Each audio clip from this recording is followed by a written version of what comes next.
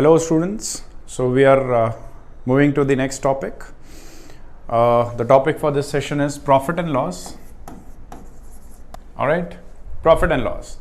So for understanding this topic, profit and loss, you must know the concepts of percentages. ठीक है, अगर तुमने percentages किया है तो profit and loss समझने में कोई दिक्कत नहीं होने वाली, क्योंकि the complete topic profit and loss is based on percentages only. ठीक है. Alright, so the first subtopic is changes या changes नहीं, मैं कहूँगा change. ठीक है, what is change? There are three types of changes in mathematics. Mathematics में तीन तरह के changes होते हैं. पहला होता है absolute change, absolute, ठीक है. दूसरा होता है रिलेटिव चेंज और तीसरा होता है परसेंटेज चेंज.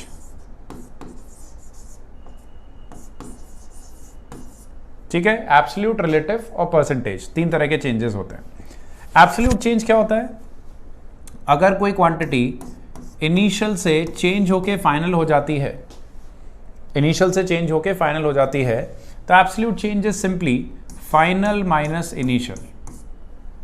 ठीक है, अगर कोई क्वांटिटी इनिशियल से फाइनल हो रही है तो रिलेटिव चेंज क्या है? रिलेटिव मतलब रिलेटिव टू समथिंग कुछ चेंज कैलकुलेट करेंगे. ठीक है, तो relative change would be final minus initial divided by initial. Relative to initial क्या चेंज है? That is called relative change. और परसेंटेज होता है final minus initial divided by initial into 100. ठीक है, तो absolute change, relative change and percentage change, ये तीन तरह के चेंजेस होते हैं.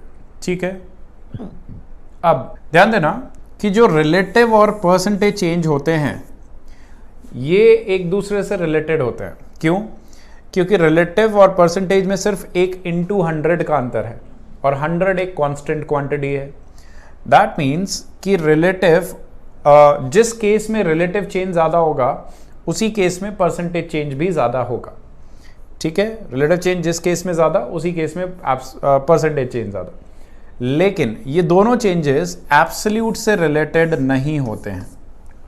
मतलब ऐसा ज़रूरी नहीं है कि जिस केस में एब्सोल्यूट चेंज ज़्यादा उसी केस में रिलेटिव और परसेंटेज चेंज भी ज़्यादा, ये बिल्कुल ज़रूरी नहीं. ठीक है, फॉर एग्जाम्पल अगर एक क्वांटिटी 100 से बढ़ के 120 हो जाती है, मैं एक एग्जाम्पल ले रहा हूँ जिसमें तुम्हें मैं ये एनालॉजी समझाऊंगा. तो 100 से बढ़ के 120 हो जाती है और दूसरी क्वांटिटी 500 से बढ़ के 550 हो जाती है. ठीक है, एक क्वांटिटी 100 से बढ़ के 120 हो जाती है, एक क्वांटिटी 500 से बढ़ के 550 हो जाती है. तो अगर मैं सारे तरह के चेंजेस इसमें पता करूं तो एब्सोल्यूट चेंज पहले केस में है 20 का, दूसरे केस में है 50 का. ठीक है, रिलेटिव चेंज पहले केस में है 0.2 का. ठीक है, देखो ये है 20/100 तो 0.2. रिलेटिव चेंज क्या होगा? Final minus initial divide by initial. तो 20/100 0.2. ठीक है, 50 रिलेटिव चेंज दूसरे केस में हो जाएगा 50/100 दैट्स 0.1. 50/500. ठीक है, 50/500 दैट्स 0.1. ठीक है, और परसेंटेज चेंज क्या होगा?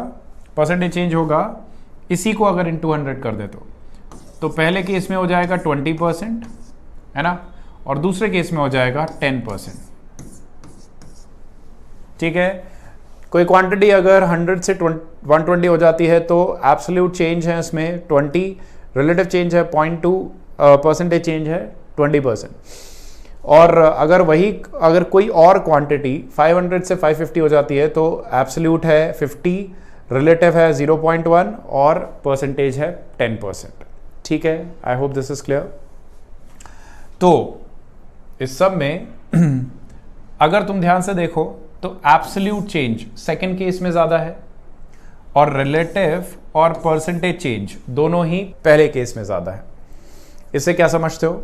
इससे हमें सिंपली ये समझ आता है कि रिलेटिव और परसेंटेज तो एक दूसरे से रिलेटेड हैं, लेकिन एब्सोल्यूट का कुछ नहीं पता। एब्सोल्यूट किसी केस में ज़्यादा भी हो सकता है, किसी केस में कम भी हो सकता है, किसी केस में इक्वल भी हो सकता है। जो रिलेटिव चेंज है उसके इक्वल भी हो सकता है, सॉरी परसेंटेज चेंज के, ठीक है। और केसेस वाइज वेरी भी करेगा, मतलब कुछ नहीं कह सकते कि एब्सोल्यूट चेंज जिस केस में ज़्यादा होगा उसी केस में परसेंटेज चेंज भी ज़्यादा हो, ऐसा कुछ ज़रूरी नहीं। तो these are the 3 types of changes. Done, okay. उसके बाद आता है सक्सेसिव चेंजेस। सक्सेसिव चेंजेस ये क्या होता है? सक्सेसिव चेंजेस होते हैं कि अगर किसी क्वांटिटी में मैं पहले 50% बढ़ा दूं, ठीक है, किसी क्वांटिटी में पहले 50% बढ़ा दूं, फिर उसी क्वांटिटी में 20% घटा दूं और फिर उसी क्वांटिटी में 10% बढ़ा दूं। पहले किसी क्वांटिटी में 50% बढ़ाया, फिर 20% घटाया, फिर 10% बढ़ा दिया, ठीक है। तो क्वेश्चन आता है कि उस क्वांटिटी में ओवरऑल चेंज क्या होगा। ओवरऑल चेंज का मतलब है कि अगर मैं एक चेंज लगाऊं इन तीनों के करस्पॉन्डिंग तो वो क्या होगा। तो अगर आप लोग 50 + 10 - 20 कर रहे हो तो वो बहुत गलत है, ठीक है, ऐसा बिल्कुल नहीं होगा। हम इन तीनों परसेंटेजेस को सिंपली ऐड और सब्ट्रैक्ट नहीं कर सकते, ठीक है। तो होगा कैसे, देखो। अच्छा, पहले तो मैं ये बताता हूं कि इनको सिंपली ऐड और सब्ट्रैक्ट क्यों नहीं कर सकते। तो ये इसलिए नहीं कर सकते क्योंकि मान लो 1900 में इंडिया की पॉपुलेशन जो भी थी, 1900 में इंडिया की जो भी पॉपुलेशन थी वो 1910 आते आते 50% बढ़ गई, ठीक है। फिर 1910 से 1920 आते आते 20% घट गई, ठीक है। और फिर 1920 से 1930 आते आते 10% बढ़ गई। तो जो 1930 में 10% बढ़ी है पॉपुलेशन, वो 1920 की पॉपुलेशन का 10% होगी ना। वो 1920 की पॉपुलेशन का 10% होगी। वो 1900 की पॉपुलेशन का तो 10% नहीं होगी ना, ठीक है। देयरफॉर ये जो तीनों परसेंटेजेस है ना, ये अलग अलग क्वांटिटी पे लग रही हैं, और अगर ये अलग अलग क्वांटिटी पे लग रही हैं तो इनको सिंपली प्लस माइनस नहीं किया जा सकता, ठीक है। तो होगा कैसे होगा, let the initial quantity be 100। मैं ये मानता हूं कि इनिशियली एक नंबर ले रहा हूं मैं 100, उसमें पहले 50% बढ़ाऊंगा। 50% बढ़ा के मैं +50 करके इसको 150 लिख सकता हूं, है ना, लिख सकते हैं। फिर 20% घटाऊंगा, तो अब देखो 150 का 20% घटेगा, तो 150 का 20% मतलब 1/5 ऑफ 150, वो हो जाएगा 30। तो 30 घटाऊंगा तो ये क्या आ जाएगा 120, ठीक है। अब 120 में 10% फिर से बढ़ाऊंगा, तो 120 का 10% मतलब 12, ये बढ़ाऊंगा तो बन जाएगा 132, ठीक है। तो जो क्वांटिटी पहले 100 थी वो फाइनली हो गई 132। तो there is an overall increment of 32% in this quantity, ठीक है। एंड अगर 32% का ओवरऑल इंक्रीमेंट है तो ये नेट इंक्रीमेंट हो गया, नेट चेंज हो गया इन तीनों के करस्पॉन्डिंग। ऐसे ही करना होता है, ठीक है। इनिशियली कुछ मानना होता है, 100 की जगह 200 भी मान सकते हो, 500 भी मान सकते हो, है ना, 10 भी मान सकते हो, जैसे भी तुम आगे पीछे करना चाहो उसको। फाइनली जो क्वांटिटी हो गई उन दोनों का जो डिफरेंस होगा, प्लस या माइनस जो भी होगा, वो होगा नेट चेंज। तो इसका नेट चेंज आया 32%, ठीक है। अब बात करते हैं नेक्स्ट क्वेश्चन की। अगर मैं इसी क्वेश्चन को थोड़ा सा शफल करके दूं, शफल करके मतलब कि मैं 20% का डिक्रीमेंट सबसे पहले कर दूं, फिर 10% इंक्रीमेंट करूं और फिर 50% इंक्रीमेंट करूं, तो अब क्या चेंज आएगा, ठीक है। अब तुम ध्यान से देखोगे तो मैं 50% लगा रहा हूं, 10% लगा रहा हूं और 20% भी लगा रहा हूं, लेकिन मैंने सिर्फ ऑर्डर चेंज कर दिया। अब इसका क्या इफेक्ट आएगा, इसको 1 मिनट लेके सॉल्व करके कैलकुलेट करना, ठीक है, मतलब कैलकुलेट करके बताना। और मैं सॉल्व कर रहा हूं, तो अगर इसको मैं करूंगा तो सबसे पहले मैं 100 में 20% डिक्रीज करूंगा तो -20 विल गिव यू 80, ठीक है। फिर 80 में 10% इंक्रीमेंट करूंगा तो +8, 10% ऑफ 80 इज 8, तो ये हो गया 88, ठीक है। अब 80 में 50% बढ़ाऊंगा तो 80 का 50% है 44, 80 का 50% है 44, तो 44% बढ़ाऊंगा, सॉरी 44 बढ़ाऊंगा तो ये बन जाएगा 132, ठीक है। अगेन वही आ रहा है 132, ठीक है। अगेन वही 32% का इंक्रीमेंट आ रहा है। इससे क्या समझ आया? इससे हमें ये समझ आया कि अगर मैं किसी भी क्वांटिटी में n number of successive changes लगाता हूं तो किस ऑर्डर में उन चेंजेस को लगा रहा हूं, इस बात पे हमारा फाइनल आंसर डिपेंड नहीं करेगा, ठीक है। The order in which the successive changes are applied doesn't affect the final outcome of the successive changes, ठीक है। हाँ, तो this is an important point which you need to remember. Okay, then we go to the core profit and loss. ये तो थोड़ा backend था और अब जाते हैं हम प्रॉफिट एंड लॉस के कोर क्वेश्चंस पे। तो देखो, 3 तरह के प्राइजेस होते हैं। पहला होता है cost price, selling price and mark price. 3 तरह के प्राइसेस होते हैं, ठीक है, दुनिया में। मार्क प्राइस को listed price, fixed price, MRP, labelled price, है ना, ये सब कहते हैं, ठीक है। बहुत सारे नाम है मार्क प्राइस के। कॉस्ट प्राइस का एक ही नाम है, सेलिंग प्राइस का भी एक ही नाम। ओके, तो अगर देखो सिनेरियोज में बता रहा हूँ, उसके हिसाब से तो मुझे आंसर्स करना। तो अगर मैं मान लो मैं एक शॉपकीपर हूँ और मैं एक फ्रिज लेके आया हूँ अपने शोरूम पे, एक फ्रिज लेके आया हूँ 10,000 रुपीज़ में, ठीक है। एक मेरा शोरूम है, इलेक्ट्रॉनिक्स शोरूम, उस पर मैं एक फ्रिज लेके आया 10,000 रुपीज़ में, और उस फ्रिज को अपने शोरूम पे लाते ही मैंने उस पर एक स्टिकर चिपका दिया 15,000 रुपीज़, ठीक है। उस पर स्टिकर चिपका दिया 15,000 रुपीज़। फिर मान लो कोई मेरे पास कस्टमर आया वो फ्रिज लेने, तो उसको मैंने थोड़ा डिस्काउंट दिया और मैंने वो फ्रिज फाइनली 12K में बेच दिया, ठीक है। यही होता है जनरली, मतलब this is the general trend. Obviously 10,000 का फ्रिज था, 15,000 उस पर मार्क किया और फाइनली उसको मैंने 12,000 में बेच दिया, ठीक है। इस ओवरऑल ट्रांजैक्शन में कॉस्ट प्राइस कौन सी है? 10K, this is the cost price, ठीक है, उस फ्रिज के लिए, मेरे लिए। और 15K क्या है? This is the marked price. 12K क्या है? सेलिंग प्राइस, ठीक है। इस ओवरऑल ट्रांजैक्शन में मुझे प्रॉफिट हुआ है, ठीक है। कितने का प्रॉफिट हुआ है? 2,000 का। आया कैसे? वो सेलिंग प्राइस में से कॉस्ट प्राइस माइनस करके, ठीक है।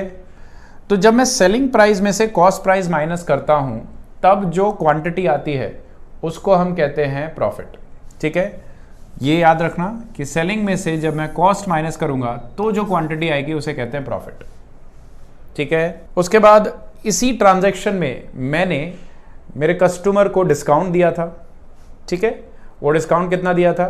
3,000 रुपीज़ का। परसेंटेज वाइज नहीं बात कर रहा हूँ, अभी फिलहाल न्यूमेरिक बात कर रहा हूँ। तो डिस्काउंट था 3,000 और वो आया था मार्क प्राइस में से कॉस्ट प्राइस माइनस कर, सॉरी, मार्क प्राइस में से सेलिंग प्राइस माइनस करके।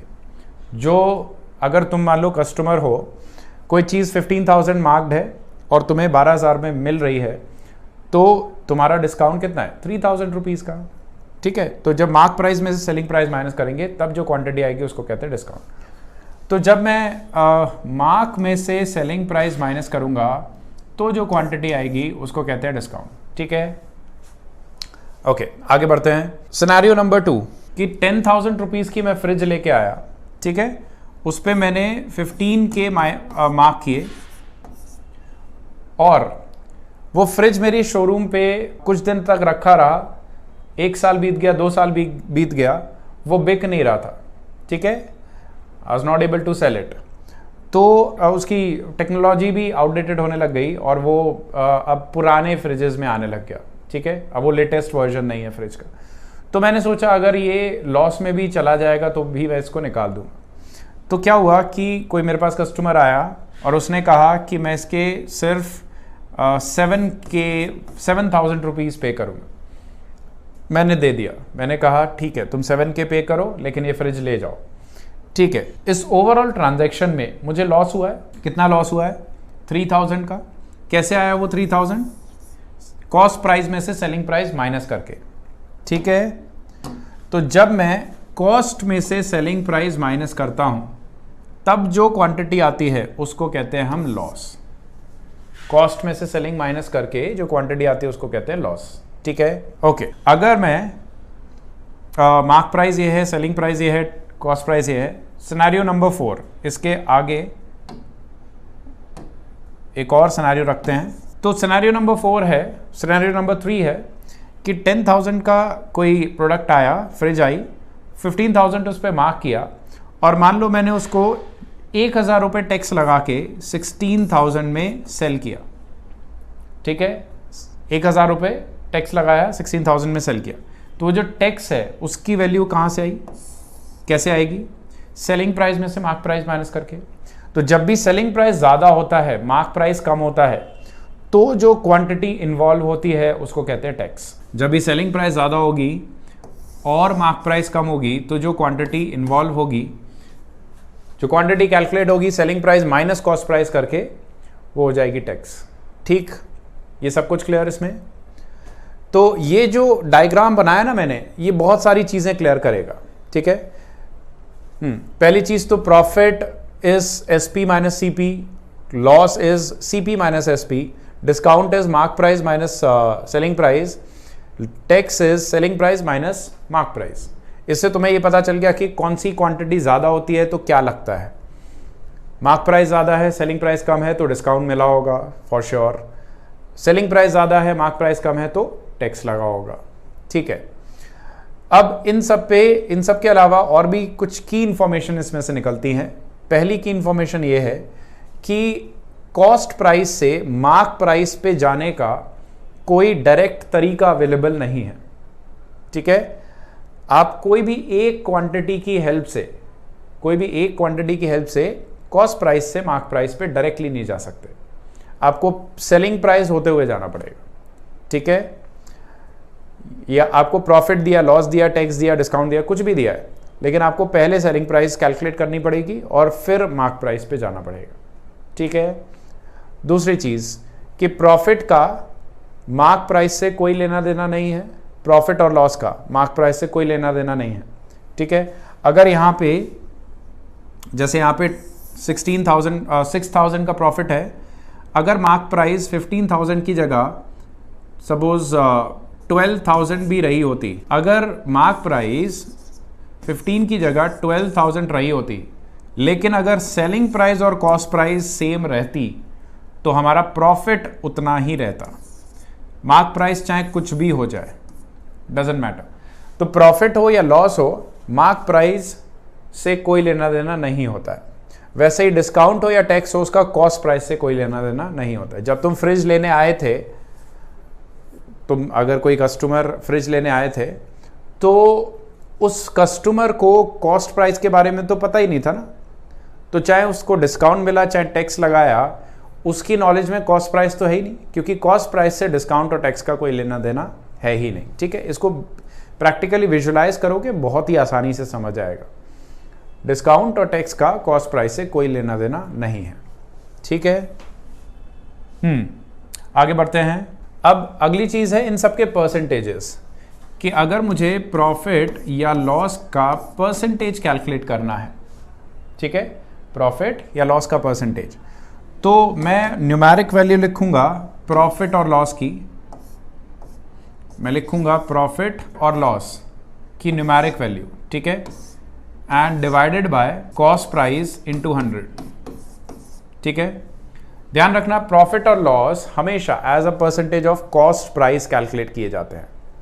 प्रॉफिट हो या लॉस हो, हमेशा as a percentage of cost price calculate किया जाएगा।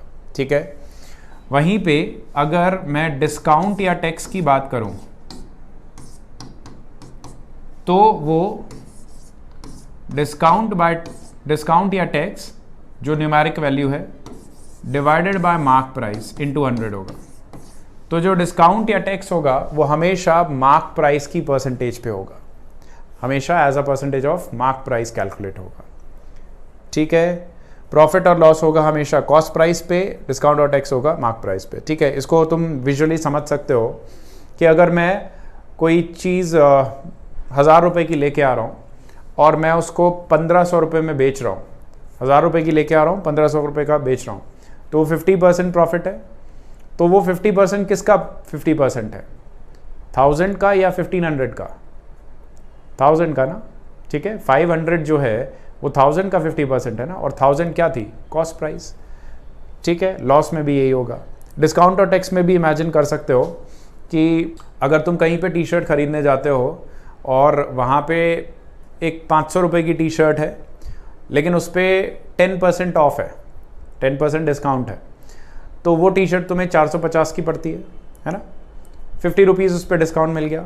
तो वो जो 50 रुपीज़ है वो किस क्वांटिटी का 10% है, 500 का, है ना। और 500 क्या चीज़ है, क्या 500 कॉस्ट प्राइस है? क्या शॉपकीपर को वो टी शर्ट 500 की पड़ी होगी? नहीं ना। तो 500 है मार्क्ड प्राइस। ठीक है, जो उस पर लिखा हुआ है, एक्चुअली लेबल्ड प्राइस। ठीक है, तो उसी जो लेबल्ड प्राइस है उसी पे डिस्काउंट लगेगा और टैक्स भी उसी पे लगेगा। देखो, मैकडोनल्ड का बर्गर आता है मेरे ख्याल से 45 रुपीज़ उसकी MRP है, और वो थोड़ा 18% टैक्स लग के 54 रुपीज़ के आसपास का पड़ता है।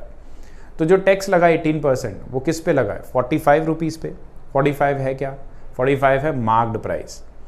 मैकडोनल्ड को वो बर्गर 45 का तो नहीं पड़ा है ना, तो कॉस्ट प्राइस तो नहीं है 45। ठीक है, 45 क्या है, मार्क प्राइस। ठीक है, डन। अब सबसे इंपॉर्टेंट चीज़ है कि आप प्रॉफिट और लॉस की परसेंटेजेस हमेशा एग्जैक्टली उस क्वांटिटी पे कैलकुलेट करें जो जिस पे करना चाहिए। अगर आप डेफिनेटली प्रॉफिट एंड लॉस की परसेंटेज कॉस्ट प्राइस पे कैलकुलेट करेंगे, डिस्काउंट और टैक्स की परसेंटेज मार्क प्राइस पे कैलकुलेट करेंगे, तो कोई भी दिक्कत नहीं आएगी प्रॉफिट एंड लॉस के क्वेश्चंस में। प्रॉफिट एंड लॉस के क्वेश्चंस गलत तभी होंगे, ध्यान रखना, प्रॉफिट एंड लॉस के क्वेश्चंस गलत तभी होंगे जब आप क्रॉस कनेक्ट करोगे। प्रॉफिट कैलकुलेट कर दोगे मार्क प्राइस पे, लॉस कैलकुलेट कर दोगे सेलिंग प्राइस पे, डिस्काउंट कर दोगे सेलिंग प्राइस पे। जब ये गड़बड़ करोगे तभी प्रॉफिट एंड लॉस के क्वेश्चंस गलत होंगे, अदरवाइज नहीं होंगे गलत। ठीक है, एंड वन मोर थिंग, यहाँ पे तुम एक और चीज़ देख सकते हो कि सेलिंग प्राइस पे कोई भी क्वांटिटी, कोई भी कैलकुलेशन नहीं हो रही है। ठीक है, देख सकते हो कि कैलकुलेशंस के टाइम पे सेलिंग प्राइस कहीं पे भी नहीं है। क्यों नहीं है? क्योंकि सेलिंग प्राइस वो अल्टीमेट प्राइस होती है जिस पे वो प्रोडक्ट एक्चुअली शोरूम से निकला है। अब उस पर फर्दर कोई कैलकुलेशन नहीं हो सकती। ठीक है, मान लो कि अभी तुम कोई भी चीज़ कैलकुलेट कर रहे हो, मान लो डिस्काउंट लगा रहे हो, टैक्स लगा रहे हो, जो भी कुछ लगा रहे हो, अगर तुम अभी वो प्रोसेस कर रहे हो तो अभी तुम फाइनल सेलिंग प्राइस पे नहीं पहुंचो। फाइनल सेलिंग प्राइस तो वो होगी जो तुम पैसा दोगे और शॉपकीपर से वो प्रोडक्ट लोगे और बाहर जाओगे। ठीक है, अब उस पर फर्दर कोई कैलकुलेशन नहीं होगी। तो देयरफॉर सेलिंग प्राइस पे कोई कैलकुलेशन नहीं होती है। प्रॉफिट और लॉस को हमेशा कॉस्ट प्राइस पे कैलकुलेट करना है और डिस्काउंट और टैक्स को मार्क प्राइस पे करना है। ठीक है, अगर इतना ध्यान से कर लिया तो सब चीज़ें सही रहेंगी।